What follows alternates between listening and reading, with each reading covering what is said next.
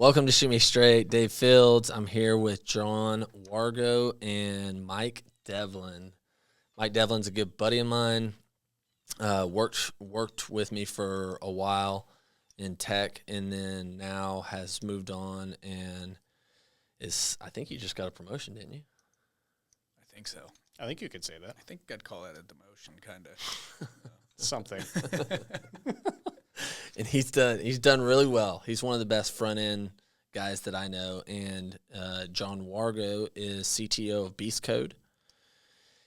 How would you describe Beastcode? A company that works with military? Yeah, we're a DoD contractor mostly. We're starting to branch into private sector, but it's pretty much all government work right now. Gotcha. Do you have to get security clearance for that stuff? Yes. Yep. So Mike has told me, I'm going to skip a little bit of your story. Mike's told me something up to 13. When you were 13 years old, you were working contract for the government? 15, close. 14, I did my interview with the government contractor, and I started when I was 15 because they didn't want to hire me when I was 14. Gotcha. Is that even legal? Apparently. There's some loopholes, maybe, right? Yeah, I mean, you can work at McDonald's, you could go work at a defense contractor. What's the difference? How in the world did you land that? So that's kind of a long story. My math teacher knew a guy who was working at that company, and I wrote a paper when I was in middle school as like part of a math test, and they were like, this is a really novel way of solving this problem. And she kind of held on to it for 2 years until I was a freshman in high school, and then handed it to the guy and was like, you probably want to work with this kid. And the guy looked at it and he's like, oh, yeah, we definitely want to work with this kid. I can't hire him, but I'll find someone who can. And he started reaching out to a couple of the contractors and basically told them like, hey, you should interview this kid and see where it goes. Yeah. So it was fun. Like, this kid's a savant. I wouldn't say that, but. So have you always been great at math? It just comes naturally? Ish. Like I didn't like math in school, and I'm not particularly great at the academic side of it. Most people think of math, you think of numbers and like calculus and algebra type stuff, and I'm not necessarily great at that. But logic has always been really good to me, and solving like logic puzzles is really fun. And there's ways that you can solve math problems without numbers a lot of times. And as soon as you start getting into that territory is really where I've found that I'm really good. Yeah. So were you coding at all back then?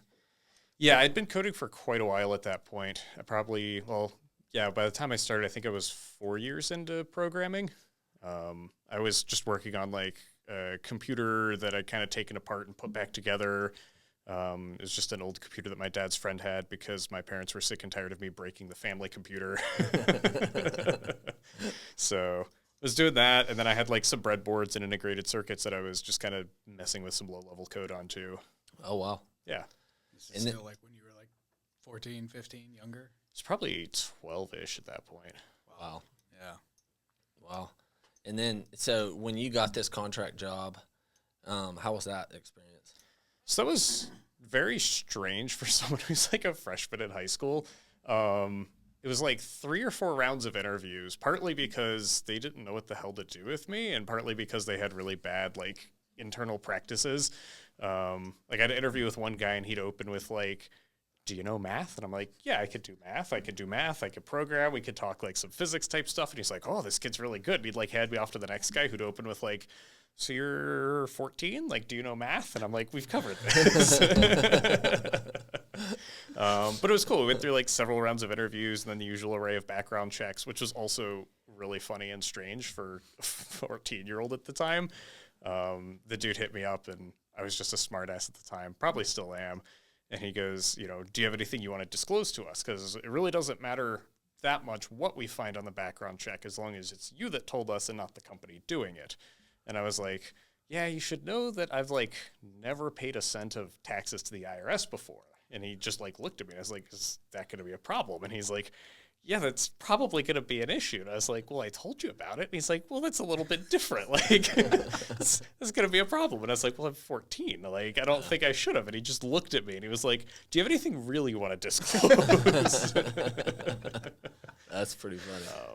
But yeah, it was fun. And then I had to wait a little bit to start. And then I turned 15 and I started. And the first thing I got asked was, cool, so here's like a pile of documentation. Like, read through it. Let us know if there's like grammatical errors, if you can follow along. And if you know a little bit of math and you could code, that would be cool to follow along with it too. And I was like, we just did this 4 times. You know math. By the way, do you know math? Right. Wow. So you start digging through documentation and you start redlining stuff, and they just giving you that as something to just kind of test you on? I think there was just like a breakdown in communications, and he got handed this like 15-year-old and was told do something with him. And he was like, I have no idea what this guy's like capable of doing. So here's a pile of documents. A worst case scenario, I get some red lines, and oh, look, he can actually code. I guess that's good too. Yeah. So that was fun.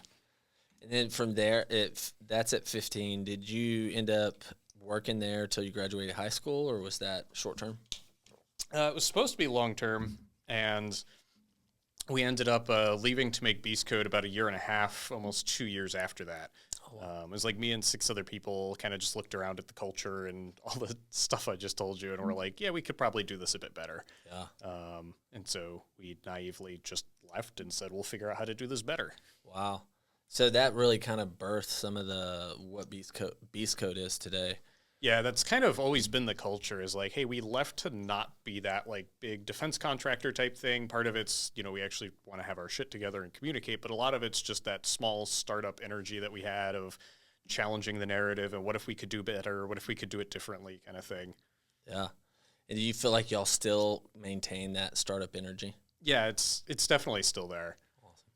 It's really fun. We kind of run it where we try to push down as much authority as we can to the teams, and each of the development teams kind of just runs like a small company as much as they possibly can. A lot of them set their own work hours. We have dev teams that are like, we only want to work half days on Friday, so we're going to work 10 hours Monday through Thursday. Great. As long as you're getting stuff done, go be adults, go be autonomous, and run the team however you want to, and let me know when you need help. Awesome. Do you find that model in leadership so much more empowering? Do you get more out of it as part owner? Yeah, no, it's huge all the way around. It's great when I can talk to people and like they usually don't even realize that I'm an owner, which is first of all like a huge compliment, because I've been to tons of other companies where they're like, this is our president, and everyone's practically like bowing down to him, and you're just like, really, dude? Like, what do you do? And you like talk to people and they're like, hi, I'm so and so, I'm the founder, and you're like, well, that's not a job title. That's not what you do. That's just a thing that you happen to be. It's like when I first met you, I kept hearing his name and I was like, oh, it sounds like somebody I should talk to. He's just knows a bunch of different stuff, and we sat in lavender. All the meeting rooms at Beastcode are named after Pokemon cities, by the way. And after we were talking for a while, I was like, how did you even end up like at Beastcode? And you're like, oh, I'm one of the owners. And I was like, nice. What? How old are you again?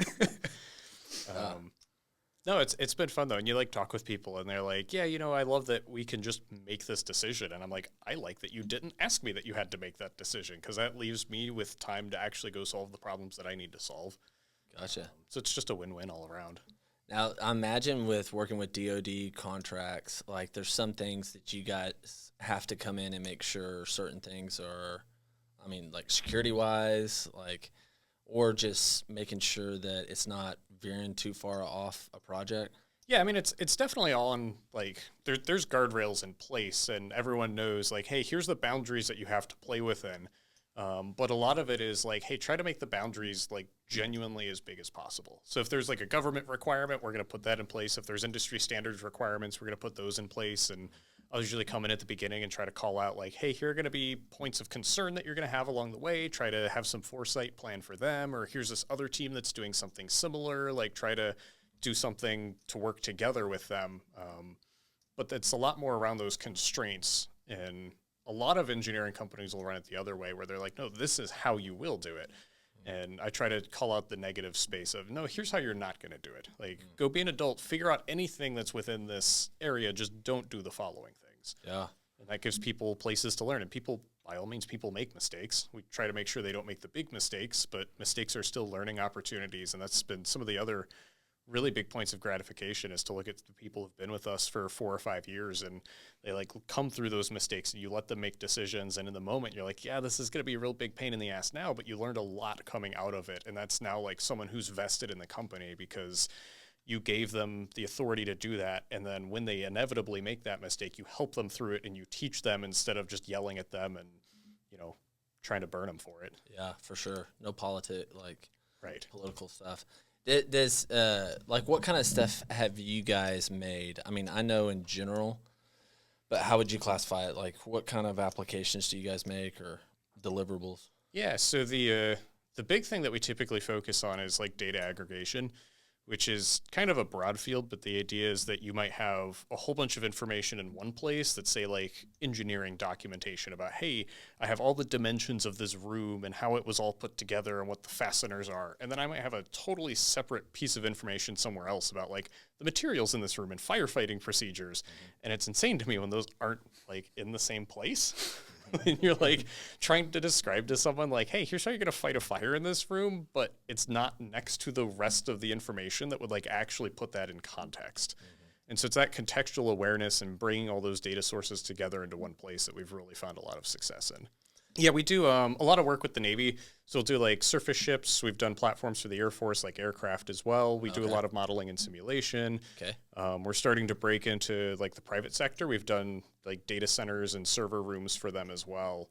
And like I said, a lot of it is just trying to let people visualize data, because someone will be like, here's the server rack that we have, and we have 3D models of it in one place, but it's really hard to follow the cables in the 3D model and figure out how these blades are connected and where does this cable end up going somewhere else. And they have a functional diagram sitting off to the side that says, oh no, these two things are connected like this. But then if you're the guy who you're like, hey, go unplug this cable, well, now you're back to needing the 3D model because that actually shows you where the cable is. And so being able to link those two things together has just been really valuable. So one person can say, hey, here's how they're linked, go unplug this cable, and the guy can just click on it and say, show me the 3D model, and it says, oh, that cable's in server 42 Bravo, which is right here, and when you open it up, it's the cable on the right that connects blades 5 and 7, and you go unplug it. That's got to be really tough. And I know I'm not meaning for this podcast to go down a super nerdy road, but I don't see how it can't. I have that effect on people. Yeah, that's got to be tough, because you probably get some very different types of data. It's all over the place, and the not going down the nerdy rabbit hole is actually one of the big challenges that we have internally, because we'll get people that don't realize the data or don't realize the ask. There's a joke that there's a joke in the software engineering community that a comma can make the difference between an intern's project and a PhD thesis.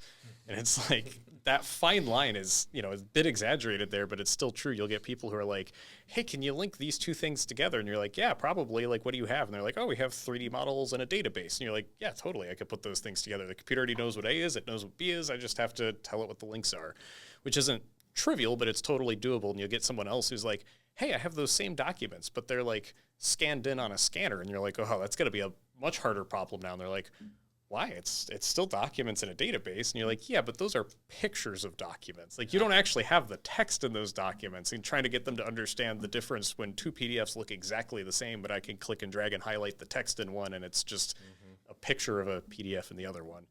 Yeah, for sure. And is that been a problem, like trying to communicate that with non-technical people? Yeah, it's typically a problem. And quite frankly, especially on the government side, oftentimes they don't even know what they have.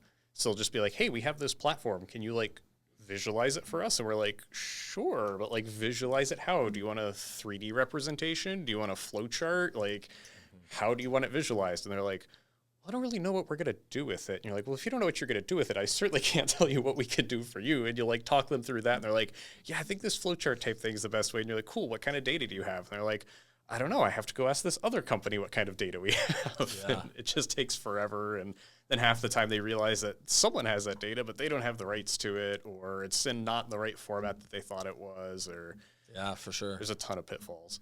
With so what about on the other side though, where you have, and especially as you get into the private sector, I don't know about the government side, but I know on the private sector you'll have clients or customers that they don't even realize what the best, like what they can do or what they should do or best practice, or like they'll just be like, hey, I just want this, and you're like, okay, like we could do that, but like why would you do that if like you can use some machine learning or AI? Like you could do something so much better.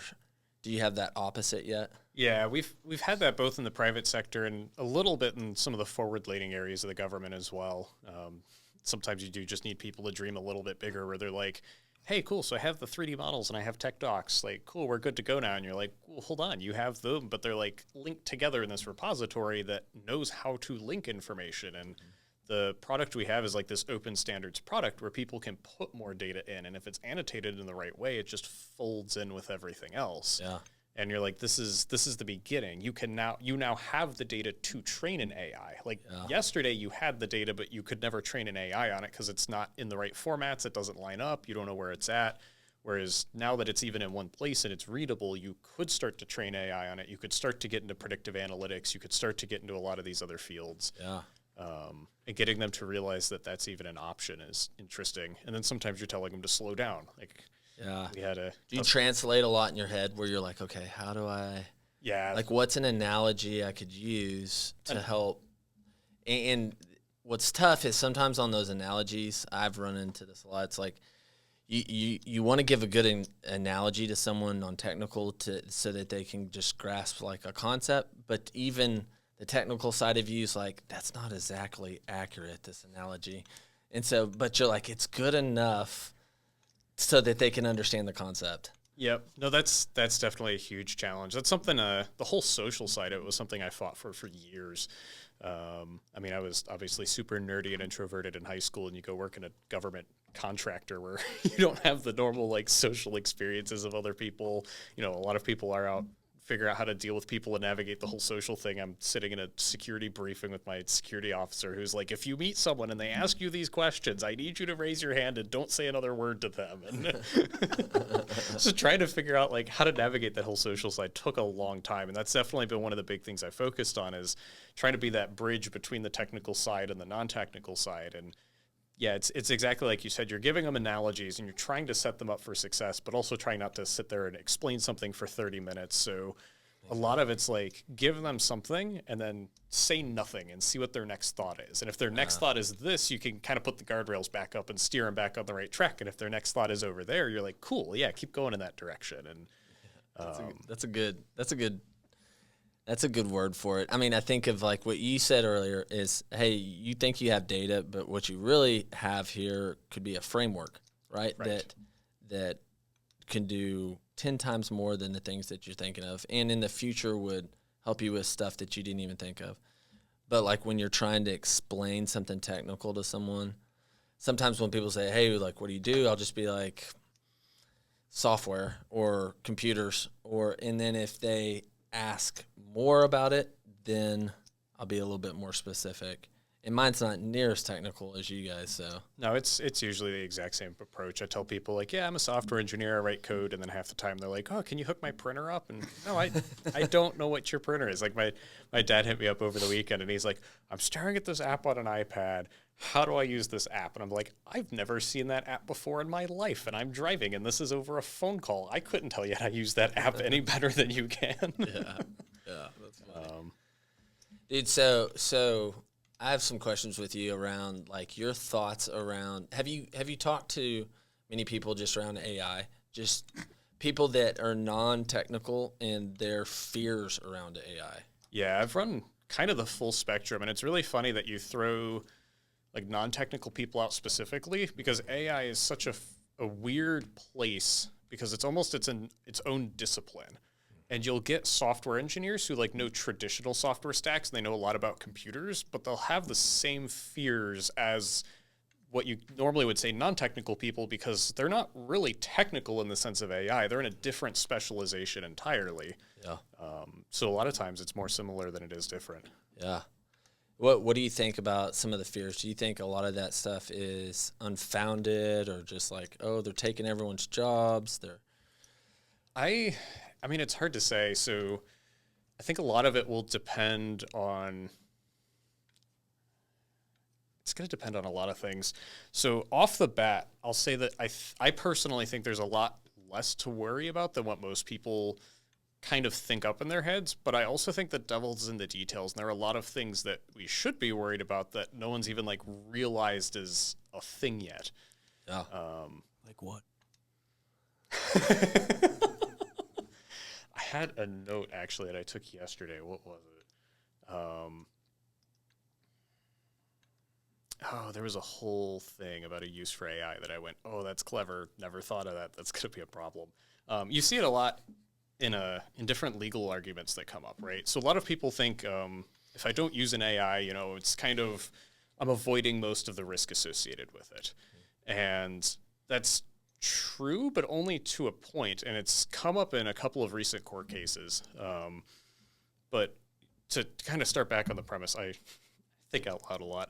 So a lot of people are scared of AI and they don't use it because they're scared of it. And usually they're afraid of getting misinformation. They're afraid of their data getting given to the government or given to big tech, and they don't want to be trained on. And they've got a variety of fears that drive them away from using AI, which kind of creates this negative feedback loop of, well, if you're not going to use it, you're never going to understand it, and you'll always just be scared of it. And the more popular it becomes, the more scared you're going to be. But the counterpoint is that you also aren't even mitigating a lot of those fears when you don't use it. There was a gentleman in Pennsylvania that currently has a lawsuit out against OpenAI because people were punching his name into ChatGPT. I think he was running for some government position, and they were like asking ChatGPT questions about him, which first and foremost is like the wrong way to use that platform. Please don't do that. It's great at a lot of things, but not at that. And ChatGPT was telling people that he was a convicted terrorist, which was like obviously really bad for his career and caused quite a stir, especially given that he wasn't, and he like didn't use AI products and wasn't on them. And so it just highlights the fact that like, hey, you can't just sit back and avoid all of the risk. There's going to be risk whether or not you're in the game. So at some extent, you might as well get in the game and at least understand that risk better instead of just trying to say, I'm scared of it, I'm not going to use it. Yeah. Yeah, I think of when you talk about AI, you can't just, it's like, it would be similar to saying, I'm fearful of transportation or something. Like, Right. it's such a broad, you're just like, wait, well, Are you not scared of transportation? I am. I'm very scared of it. Yeah, a lot more scared of transportation than AI. It's probably more likely to kill you. But it's just such a broad category that I don't necessarily know what people are thinking when they say that. And it's like, okay, you almost have to ask a deeper question after that. No, that's a really good point. I've used physics as a similar sort of umbrella topic where people are like, AI is going to change the world. And you're like, physics is going to change the world. But the answer to both is, well, of course it is. Have you seen how big it is? How many sub-disciplines there are? And by definition, as soon as someone goes, could I solve this problem with AI? That's a new field of AI now. For sure. And it's been around for forever too. Like I've had a bunch of people who are like, I don't want to use it. I'm just scared of it. And you're like, do you boot up Windows? And they're like, yeah. Okay, well, you're using AI because there are bits of machine learning and AI in Windows and your phone and all of these things. There have been for decades. Yeah. It's just this type of AI that we're seeing nowadays is new. Yeah. I don't want models being trained off my stuff. It's like they already are. Yeah. They have been for years. Yeah, Facebook, Snapchat, you're already out there. I've got a few friends who aren't on social media, and they're like, no one has anything on me. And it's like, well, hold on. If I was the government, I was really going to try to make a database of people's faces to train an AI on, right? I'm not going to go after your pictures that are taken in a bar where the lighting's off and it's from a weird angle and there's 5 other people in it. Maybe none of them are even you because it's a picture of I hung out with the friends last night. I'm going to try to get a database of pictures where it's taken straight on with perfect lighting and you're the only one in the photo and I've confirmed that it's you and all of these prerequisites. And they're like, well, I'm glad that doesn't exist. And it's like, do you have a driver's license? Yeah. Well, not only that, me and my wife and kiddos went to Universal Studios a month ago, and we're going to check in. And so we have badges that have our pictures on them. But when we go to check in to get through the gate, you have to thumbprint. And so I'm like, okay, now Universal Studios has a database of my picture, my full name, and my thumbprint, and it's man, all those, you talk about aggregation, all those data sets, anytime that happens, you're in a database somewhere that's accessible by some people. Yep. at the least. So that's just the world we live in, for better or for worse. And there's some really interesting like cyber practices. You throw out the thumbprint. I've seen Disney do similar things with like rides and fast passes and stuff like that they don't want people sharing.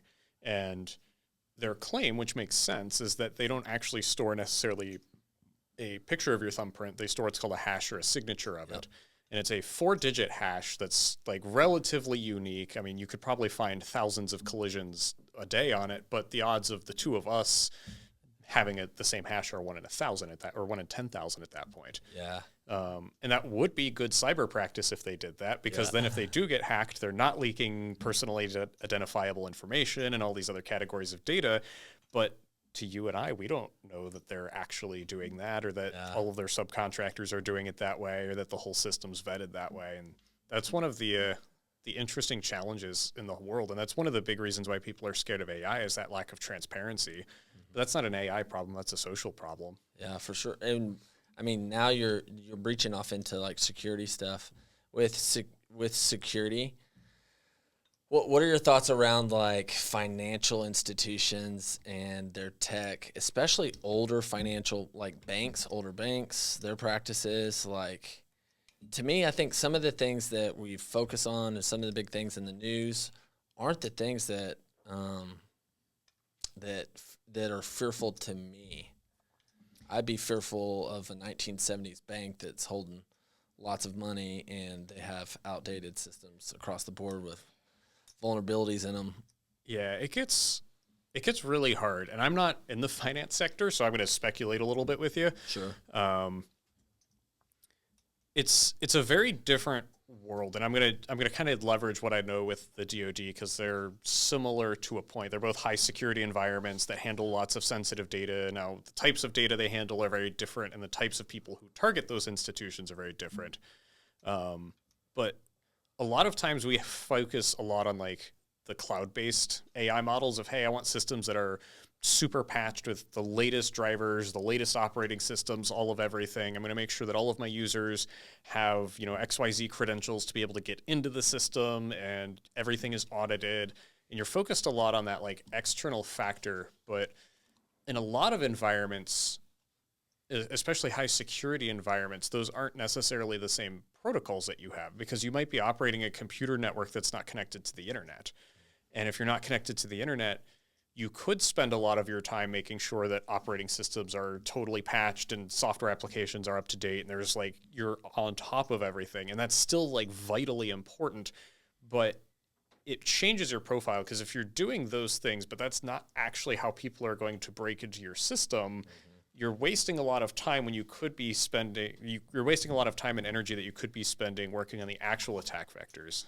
So in the DoD, we have a type of information that's called controlled but unclassified. And then there's the classified information. And the joke in the cyber world right now is that the controlled unclassified information has stricter safeguards on it than the classified information. Because the classified information, you have to have a clearance. People have done background checks on you. You had to get into the building. You had to go through all this security training, sign off all this paperwork. They know where you live. Like, they have all this documentation on you that by the time you're sitting down in front of the computer, most of the threats already been eliminated. And you still patch your systems and you totally stay on top of it, but it's not to the extent that you stay on top of it when it's unclassified and you can use the internet and you can just send it to people. And I mean, they might have to be on a contract and there's a little bit of vetting, but now you're really relying on those cyber systems to keep you safe. And I would imagine the financial world probably draws a similar sort of boundary where they're like, hey, we have this network and we're going to try to keep it up to date, but our biggest sort of security feature is that the hard drives live inside of a vault. And they're not connected to the internet. So really they're focused on protecting the integrity of that physical boundary. But I think I agree with your sentiment in that mindset only takes you so far. And as we see the world become more and more and more cloud connected, there's going to start being surprises, because eventually I mean, I can log into Capital One and send money to Wells Fargo. So at some point, that's going to touch the internet, and they're going to have to talk to Wells Fargo. And I'm sure they've looked at it and said, oh, well, it's only that one computer, that one uplink, that one whatever, and they secure it. But as things just get more and more and more connected, you're probably going to start finding surprises where the old way of thinking of I'm using physical security to like really satisfy a lot of my requirements are going to start falling away. And you really need to be worried about the companies that aren't continuously evaluating that and staying up to date with it. Well, and you're going to need authorized users across the world in scenarios where, you know, used to, like, I mean, they would have to physically come in. And now it's like, okay, someone in another country they're an authorized user, they need to log in, and they need to log in securely. And this starts getting into some of those AI threats that I mentioned that I think aren't necessarily at the forefront of people's mind, but I think one of the big things we're going to find, I'd hate to be the person that starts this because I'm saying it on a podcast, is social engineering being amplified by the use of generative AI. Oh, yeah. So the fact that I could just go to ChatGPT and say, hey, I want to role play with you. Let's pretend that I'm a banker and you're a customer that needs to like reset their credentials. You know, please help me train. I'm trying to train for some certification to make it ethical on it. Except that I'm taking ChatGPT's answers and like voice to texting them and throwing it into a phone number that I'm using to call different banks. And maybe I'm scraping Facebook or different places to try to get some personal information. And then I can suddenly like attack 1,000 people at a time and say, hey, here's a whole database, run it through an AI, let the AI generate conversation, point those at, you know, phone support centers for banks and just try to reset people's passwords or get more information on them or whatever. Those are going to be the really interesting sort of things that I think we start coming across. What's wild is it's not that difficult to do. You know? I've seen Twitch streamers do it. Yeah, it's not. I think some, though, is you mentioned something really good earlier, like external security versus internal, kind of classifying them. And what I love, like if you have a company, or, I mean, if you're wanting to tighten security, I guess it doesn't have to be a company, even individual, doing pen testing, like just thinking from the opposite side or having someone come in and going, hey, hack it. How would you do it? Give it a shot. Like find, like to me, that's such a proactive approach to security. It's so helpful. Yeah, it's very good, and it's amazing the tools that are out there, and it's controversial, the tools that are out there, just because there are so many tools for breaking into systems that are released under the guise of, hey, you can use it on yourself and figure out where you're not secure, but you could just as easily point it at your neighbor. Sure. There's a whole operating system for it. A whole operating system, whole databases, like it's insane what's out there. But yeah, if you're definitely looking to do that, there's definitely a lot out there, but the first step in cybersecurity is typically to like identify what you're protecting, because usually it's not I want to protect everything, because that's just not feasible, right? Unless you're a company and you legitimately are just that big and that powerful. And then the next step is to identify like who's taking it. So I know a lot of people who are like into cybersecurity. They're like, I don't want my information out there. I don't want to be doing all these things. And they'll like host all their data on hard drives at home because they don't trust the cloud. And then they'll like Snapchat their location. Yeah. And you're like, you just Snapchatted that you're at a concert for 3 days. Someone could just break into your house while you're out of town. Like all of that security posturing just to announce that you're not at home for 3 days. Yeah. Which again comes back to what are you protecting and who are you protecting it from? Good internal security, bad external. Right. Exactly. Yeah. Interesting. I think the other side of that though is AI, machine learning, modeling. Like there is so much cool stuff that's going to come out of it too. Oh, it's legitimately a tool, and it can be used for good or for bad. And I think it's going to be fantastic just to see what comes out of it. There's so many directions it could go in, especially as the different fields of AI mature, like generative AI, I think is what you're talking about specifically. And I've started using it pretty regularly. I've got Stable Diffusion running on my server at home, and it's like anytime I need a picture, boom, it's there. Like I don't have to go to a stock photo site and try to find the one I'm looking for and go, well, that's kind of close, but let me bring it to Photoshop. Like, nah, Stable Diffusion. Give me a picture of a wooden background because I need a billboard or not a billboard, like a mission board for a video game. Boom, wooden background, done. Like, easy day. The funny thing is, John actually isn't even here. This is an AI modeled version of him. Absolutely. There is no John. There is no John. I'm in your imagination. That's awesome. Did y'all see some of like the OpenAI like updates that they just put out? Which one specifically? They had their Apple event of sorts, and I was seeing how they have like the build your own GPT kind of stuff. Yeah, I saw that. Yeah, and the ChatGPT 4 Turbo now too. Yeah. Well, I found like interesting is all these people they're upset but also excited because I guess with the build your own GPT stuff, people for a while have been building these platforms using OpenAI API to build all these things to be able to do on your own easier than just using ChatGPT, and now you can just literally go on there and make it like, oh, I need something that writes you like blog posts like with like these keywords or whatever. Easy. Like people put all this effort in building this shit and they're like, well, OpenAI just put us out of business, so yep. It's a very volatile market. It's been compared to the gold rush, right? Where it's like if you're going to be a company that goes after AI specifically and is generating an AI product, you're very much taking the risk of a prospector because there's so many places where you could fail along the way and never make it out west for the sake of the analogy. Or you could get there and build this product and no one comes, or you could be the one dude who strikes it rich. But even if you look back then, the people who made the most money were those selling Levi jeans and pickaxes, not the people who were actually going to the gold rush. Wonder what the Levi jeans of AI is. That's what you need to be asking if you want to make money. I'm going to ask ChatGPT. What do you think is like one of the most for someone who is not necessarily technical, but they go, hey, I want to utilize AI in my business, what would you say? You're like, hey, just use ChatGPT to write copy for you for your website and blog posts, would you say? Yeah, there's a few. So ChatGPT is pretty good just with like generating text. I like it for small ideas because it legitimately just is that chat format. They'll even sort your conversations into different bins now, which is really fun. And so it's like, hey, if I need a name for a newsletter, I'll just go to ChatGPT. Hey, here's the kind of theme that I want. Give me some names, and I'll give you 10. And you might not use any of them, but it's enough to get that thought going. Fixes what people call like the blank page syndrome, where you're just staring at a blank sheet of paper and you're like, oh God, the first idea is the hardest. Yeah. Google's AI, I'm actually a pretty good fan of as well because they train obviously on like the Google Index. Yeah. And it tries to like cite its sources. And I'm going to throw an asterisk behind that AI doesn't really have intent. It's not trying to lie to you. It's not trying to cite its sources. It just does because that's what it's engineered to do. But it does a pretty decent job of it where you'll ask it a question, it'll like give you a nice summary and then be like, here are 3 links if you want to learn more. And then you can like actually make sure that those links are like verifying what it says. Because that's always the big problem is how do you know that it's giving you factual information?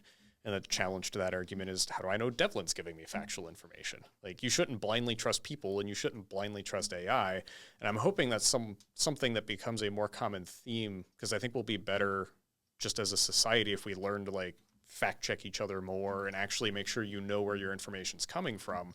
And I think that people are blindly trusting AI highlights a bias that we just blindly trust people probably more than we should. I trust AI more than Devlin, I'll tell you that. I second that. I would trust you more than Devlin, and I met you 10 minutes ago. I only trust AI, so. You know.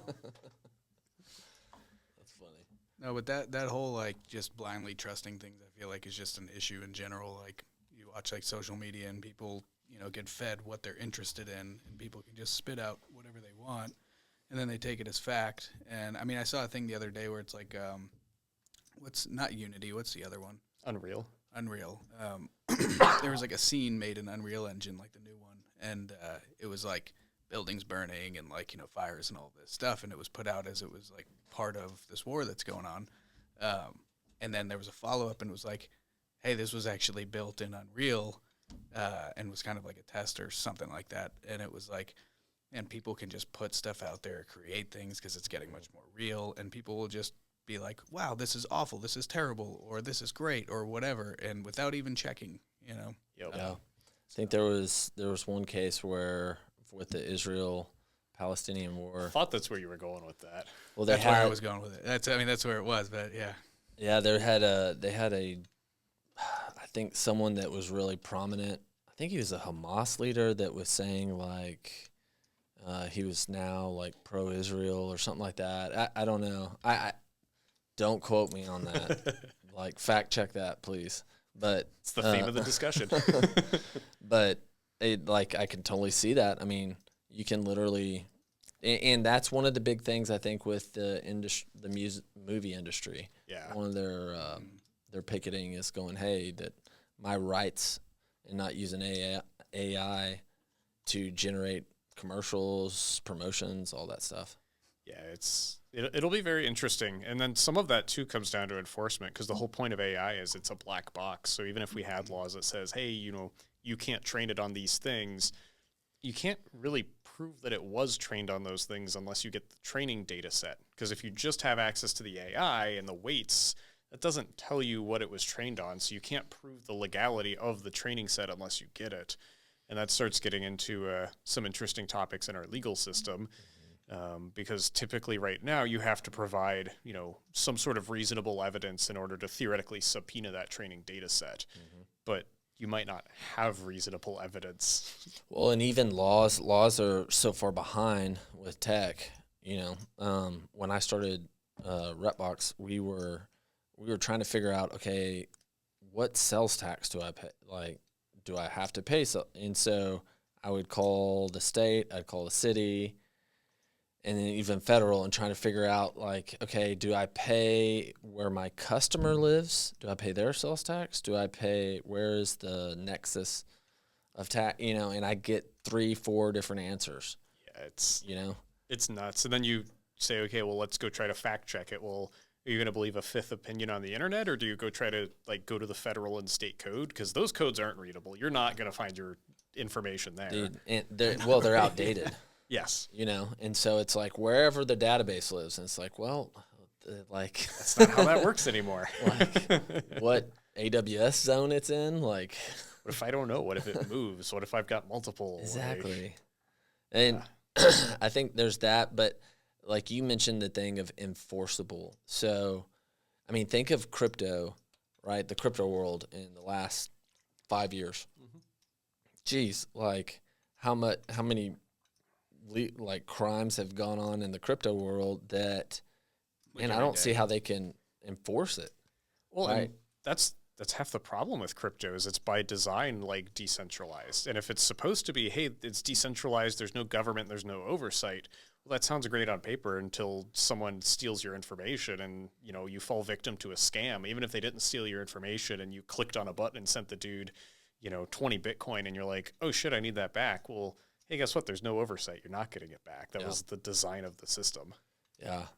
And even with like some of the rug pulls with crypto, with Bitcoin, I'm like, hey, like, you send it, like, yeah, you better get your, whatever you send it for, like, you better make sure that that's up to you. But like some of the other ones where they would make false claims, all that, and it's a rug pull. Yeah. It's like, well, they had a great Twitter account. It's like, they're literally just straight scam Ponzi's, like, yeah. Yep. Yeah, he had a nice X-profile picture of an ape. I knew he was trustworthy. Yeah. Had all these followers, but was probably fake followers. Yep. It's going to be an interesting world, man. Especially the next 10 years, I'm looking forward to some, but like also I think there should be a balanced view of it though, because I think some incredible things can happen from it, especially if people open up to go, hey, it's here, it's been here. How can we use this in good ways? I think it can be really good at, for instance, it could be really helpful in catching like child predators or stuff like that. But also at the same time, like, be cautious of where we go with it and how we enforce it and legalize and like all that part of it, how we control it. Yeah, it gets very tricky. And I mean, at the end of the day, it's tools, and tools aren't good or bad. They are used by people with good or bad intentions. There was a paper I saw that outlined from a while ago how back when classification AI was coming up. So like AI that does facial recognition or object detection and just finds patterns in images. There was like a really funny thing because immediately people called out like the law enforcement use case of it. And they're like, oh God, this is going to enable like a shadow state and a shadow government. And China's going to use it to track all of their citizens everywhere 24/7. And there's all these concerns about it. And I mean, the China one panned out, but that's kind of a, that's kind of a gimme. Like, of course they're going to do that. But one of the fascinating things was like, hey, we weren't like overly scared of it. We didn't say, no, this is a thing you should never do. And now there's like papers that are coming out where that same classification AI is being used to like screen people for skin cancer. And it's like, oh, wouldn't that be fascinating? Like if you could just take a picture of yourself every week and it's like, here's your risk profiles for different things. And especially if, you know, that information probably isn't going to be digestible to us anytime soon, but it goes to your doctor and your doctor can start looking, you know, pairing photos together and maybe he notices trends between them or the AI can pull them out. And like, that would be an incredible tool. And it just goes to show that people tend to default towards that pessimistic view because outside of the gimme that was the China use case, we thankfully have yet to see a shadow government police state arise that's using facial recognition to do all that. But we are starting to see AI start to help crack away at solving cancer. Yeah. I think the medical community is going to can use it a lot. I think there's a lot of opportunities for, I mean, like your experience in being a startup that has grown and been successful and now going into the private area. Like there's so many opportunities for tech guys, non-tech guys too, banding together and starting companies in medical and financial and security. Like there's a lot of opportunities there. Yeah, it's really fun. And that's like one of the things you look at Stability AI. They've got like a mission statement that they put out. And their whole thing is they view AI as like sort of a tool that creates this equilibrium where right now they view that there's like this disproportionate spread of knowledge where there's some people who've like gone through all of this effort in R&D programs in college to like gain this knowledge, but they typically exist inside of companies and the companies wall them off because they're a competitive advantage. And then you end up with just these silos that are Google and Apple and Microsoft that just try to have the knowledge and keep as much as they can for themselves. And, you know, the layperson doesn't have access to 80% of the tools that they have. Like we're talking earlier about, if I want to make sure I'm secure, I can go grab this pen testing OS, load up this database and just run all the CVEs against all my computers and see what the hell comes up. Like most people don't know half those acronyms. Yeah. And they're like, AI can be sort of a tool that creates this equilibrium again where, you don't know those acronyms. Well, throw it into AI and say, hey, ChatGPT, explain to me like I'm a 5-year-old this sentence. And it's like, it's really good at that. It'll give it to you and say, imagine you're this and this other thing happens. And that's 90% of the things I ask it to do. Explain to me like I'm 5 because that's how I feel. Probably specifically things I said in a conversation with me. This is pretty much, just take your Slack messages and say help. Yeah, we haven't even gotten to the psychology aspect of mental health and AI. That's an interesting topic for sure. Here's Devlin. Fix him. You broke the AI. that will break the AI. 404. Oh, man. Dude, well, John, is awesome having you here. What's your plans going forward? What's your plans with Beastcode? Where you guys are, you said going into private. What's like the next 5 years y'all are hoping to do? So that's an interesting question. I'm going to prefix this with, we used to have meetings in like the February, March timeframe about, hey, how do we think this year's going to go? And then we'd recap it in like the September, November timeframe. And we were wrong for like the first 6 years in a row. We just stopped having them. And we're like, okay, evidently we can't plan a year out because opportunities are constantly coming up. We're like on our toes. We're an agile company, so we're just going after whatever makes sense. In general, our strategy is to try to diversify. We've got a really good product that we think has dual use in both the private sector and DoD. That's really what we want to try to capitalize on.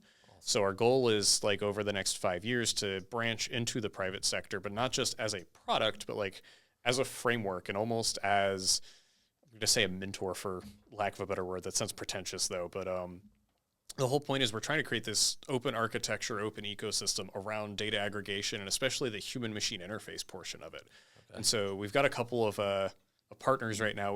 I recently did a hackathon in Orlando with Unity, and we're like, hey, what would it look like if we took your rendering engine, game engine, and dropped it into our product? And look at all this new things that you can do with it. And we've got a partnership with Amentum where they're like, oh, we want to train our people on how to use it and see how we can fold it into existing programs. And like, just try to turn it into more of a platform and more of, I'm going to say, a cultural way of thinking about data, thinking about those kinds of problems, as opposed to just, oh, we have this cool product and I can sell it to the DoD and make money. Sure.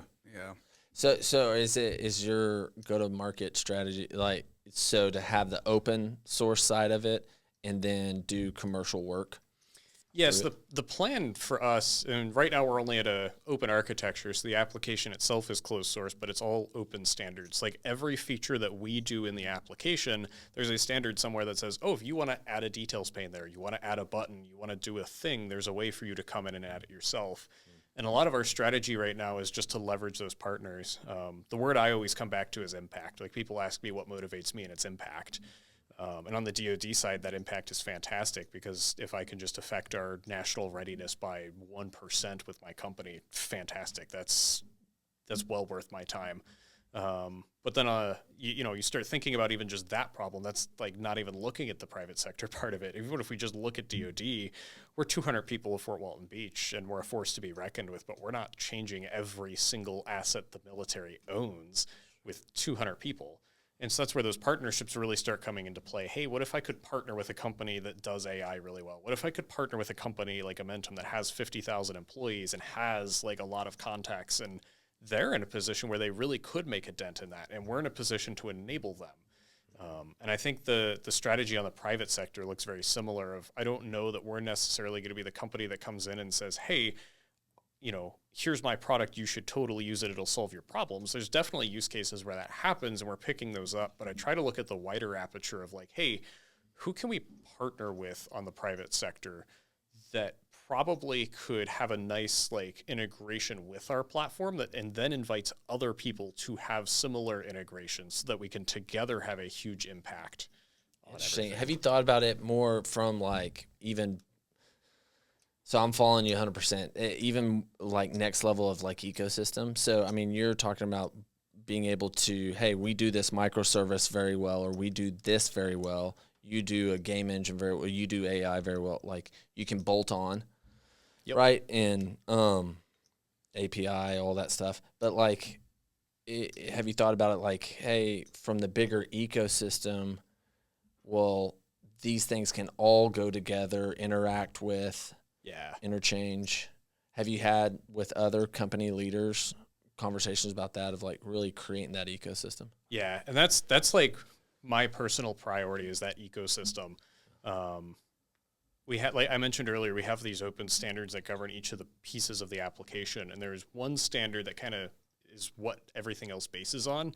And without getting super technical, there's a property in math called composition that basically allows you to say, hey, I could bolt on this thing and have an app, or I could bolt on this other thing and have an app. But what if I could bolt them on at the same time? And they're now like the sum of all of your parts. It's not just I have, a puzzle with one piece left open and you could put any piece in that spot. It's no, you can just keep putting the pieces together.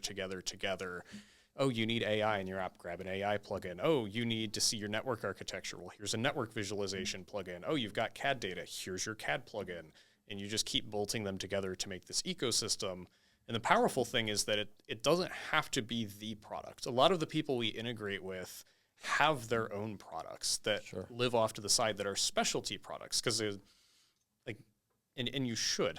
We have a partnership with a company called Falconry, and they build like phenomenal AI products. And they're aimed at data scientists. And if you're a data scientist, you're going to pull it up. You're going to see 200 charts and a whole bunch of statistics. You're going to feel right at home and like everything's at your fingertips. If you're not a data scientist, I'm going to show them to you and you're going to go, oh my God, what the hell is this? And so we kind of gave them a platform where it's like, hey, we oftentimes have 3D models and we have, work processes and we have the work packages for replacing things and procedures and operational screens for things. And if you just made a high-level integration, people could see a heat map of where the AI thinks there are going to be problems. And they might not get the 250 iterations of some algorithm that you're throwing at it, and they're not necessarily going to understand why you made that determination. but sometimes that little extra piece of situational awareness is all you need. And then the nice thing is it's linked back out to all of those other products. So like if I pull CAD data from something like AutoCAD, it'll actually link you to AutoCAD and say, here's the source of the CAD data.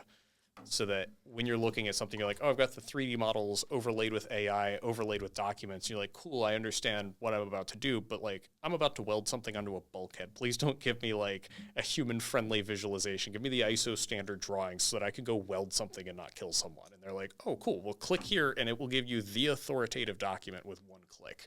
Yeah, or you could click here and get the authoritative AI model or the authoritative CAD or whatever you need. Yeah. It almost like on maps where you can switch like from street view to like geographical. Yeah, but like exactly. I think of, in order to make something like that ecosystem happen, I mean, you have to have an overall framework that everyone agrees upon, or that most people that want to be a part of that ecosystem agrees upon, that they go by these standards, so that in order for everyone, I think. Yeah, no, that's definitely true. And standards are a very like interesting topic. This is something we were just talking about on the way over. The standard of no standards. Because yeah, you could have a standard that theoretically allows like anyone to do anything. But is that really a standard, or is that just where you started in the first place? So like knowing your audience and knowing the problem you're solving is vital in that, because sometimes you want a standard that provides constraints and specifically tells people this will never happen, because knowing that that won't happen is sometimes really important to know, and you can like plan around that and make your application built around, hey, I don't have to worry about that edge case because the standard says it won't happen. And then there are other standards that are a lot more open that are like, no, try to assume anything that can happen because we want people to integrate with us. And so we kind of have this hierarchy of like, hey, if you're trying to drop a new app in, it should be super, super permissive. But if you're trying to be a document viewer, well, a document viewer means something very specific, and I need you to do the following things. And if you can't do the following things, you are not what we would call a document viewer. You can still be an application, you just fill a different niche in the ecosystem. Yep. Yeah, 100%. Well, I mean, you mentioned a good use case there, and for viewers that are trying to follow, a good use case would be, hey, you're trying to import some data into a database, and you have a CSV versus a PDF. How many people import PDFs into a database? Well, they can, but it's going to be one one file. But if they're trying to import all the data in that, right, you want it in a different format or standard. Yeah, and you can also think about it like I can go onto the Android App Store and install a whole bunch of web browsers. And each one of those web browsers could theoretically just be a different like plugin, if you will. And I don't care if you're using Chrome or if you're using Firefox, because they all conform to the same standard. They render web pages. They render HTML, CSS, JavaScript. Kind of doesn't matter. There are some applications, like Discord, for example, that typically renders like a web page view on an Android, but we wouldn't consider it a web browser because it's not quite as compatible. I can't go to other websites. It's still kind of following the standards, but it does enough different that you're like, no, you're not a web browser anymore. And so, again, knowing when to draw that line is important. Yeah. Have you gotten any feedback around that where other companies are like, yes, we're in, we want to? Yeah, there's been a lot of excitement around it. Like I mentioned, we've got Unity and Amentum are the two big partnerships we have. We're also doing an integration with another company called Defense Unicorns, who is working on like a large language model type project. We've got a handful of others. Let's see here. Yeah, we've definitely got a lot of excitement around it there, and it's fantastic because it's actually new as of the end of August. So the open architecture has only been around for a couple of months. We've already got 4 or 5 people interested, and we're in talks with quite a few other people as well. Awesome. Yeah. Hey, last question before we wrap up. If for someone that is trying to do a startup, and especially if they're in the tech world, but even if they're not, what advice would you give them in those early years of the startup? Those early years are hard. A lot of it is, let's see here. So we came from an agile background, and the whole point was we would pair off with the customer. So we were building training software for surface Navy ships. I was like 16 at the time, so I definitely wasn't in the U.S. Navy at any point. None of the other founders were either. And so we're trying to like break into this market that we really have no right to break into. Like we didn't, other than the fact that we all came from this other defense contractor, we can write code. And so what we did is we basically found the customer and we're like, hey, where do you guys operate out of? And they're like, oh, we operate out of this building. And we're like, great, we'll be there on Monday. We're going to just like be there for 2 months, basically. And we showed up on the first day and we're like, if we gave you this, would that be useful? And the guys are like, no, that's not useful to me. What's wrong with you? Why would you think that's useful to me? And you're like, okay, why isn't it useful to you? And how could I change it? How could I iterate? And they're like, well, I guess if you did something like this, that would actually really solve a big problem we have. And we're like, awesome. And we like go back and prototype and come back. We're like, this is what you wanted, right? And he's like, no, that's closer, but that's still not going to be useful at all. And it's just that iteration. And there's a lot of pain to it. And a lot of people shy away because it is painful to like throw an idea out and have it shot down, much less know that you're going to do that for, a month. But there's also a lot that you learn out of it. It's kind of like the fast track to, I'm not going to say, it's not exactly the same as getting a degree, but it's just the fast track to that of I'm going to try all of these things. You're going to shoot me down. It's going to be rough and painful, but I'm going to learn it very quick. And where I end up is literally exactly where the customer wants me to end up because they helped me the whole way. So getting that customer feedback, that customer involvement is just huge. And there are some ways to like get around it if you have people on staff who are part of that field in that area. But by definition, if they're on your staff, they are no longer your customer and they're no longer working in that field, which means that unless you hired them yesterday, there's going to be some gap and that gap is constantly growing. So just, following those principles and trying to involve the customer as much as possible. And it's a huge tenet of Agile, but you can do it in waterfall environments. You can do it in a lot of different environments. But I think the advice that we were recently given as we've transitioned from more of a services company to a products-based company is, hey, you're not transitioning from a service company to a products company. You are a solutions company, and you will still be a solutions company. Because at the end of the day, if you don't solve a problem, you go out of business. Bingo.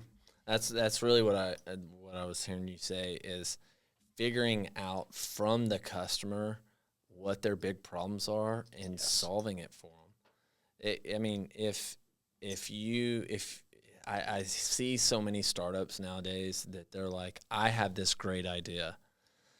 I'm like, maybe, right? Like you're not going to know until you get in front of a customer and give it to them and see if that really solves their problems. And if they're not raving about you to others, then man, maybe you don't quite have it there. Some of the biggest things I think is going down paths and roads based off your own ideas and thoughts. Even if you have some data behind it, that doesn't necessarily mean that, hey, it's gonna work or whatever, or it's the right solution for them. You can have something that it's a better solution technically, but the customer doesn't quite get it, or it just doesn't feel familiar to them. And a more antiquated thing could actually be the better problem solver. And so like you always got to get in front of the customer, I feel like. Yeah, no, 100%. And we see it a lot in our field, but there's a lot of people that mix up having a really cool tool with being able to solve a problem.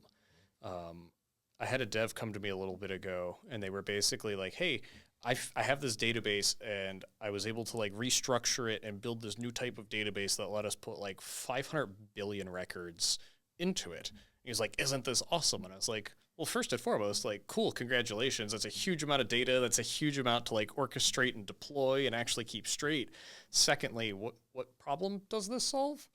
Like, that's really cool that you could do that. And if you could put that in a context of this person has problem X and I need this to solve it, by all means, I'm in.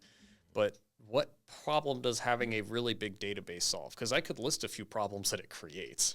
Yeah, that's true. Now run a report off that. Yeah, right. How do we back that up? What I've heard from you too was that my experience has been some of the ones that really do well and turn into really successful companies start off with the customer. Yeah. And they start off, the quicker you get your end user, your customer in there, and sometimes customer isn't necessarily end user, but the quicker you get to whoever your customer is and and work out that solution just for them. Just work it out for them and then figure out the next one. And it creates that momentum where you're figuring it out and you have that feedback loop. Yeah, 100%. And you brought up a really good point too, that split. People forget about that. And it probably happens less in the private sector, but I can still imagine it happening. But especially in the government sector where we work, the customer is almost never the end user. We'll almost always get money from someone that says, go fix his problem, because his problem is like an enlisted person or an officer on the deck of a ship. Yeah. He doesn't have congressional money to give us to solve a problem. He has the problem, and he's the one who has to live with it. So recognizing that split is really important. And then, I mean, at that point, you do have two customers, because if I solve his problem, but the guy paying the bills doesn't realize I've solved his problem, they're not going to keep me around.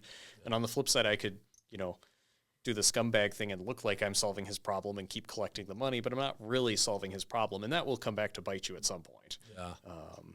So knowing what both of them want to get out of it and then just giving them what they need to make you succeed is super important. Second thing that you said in that was learning. Like, if there's one thing I think since the day I quit Gas and House was that every day I learned exponentially than having just a full-time job that I worked.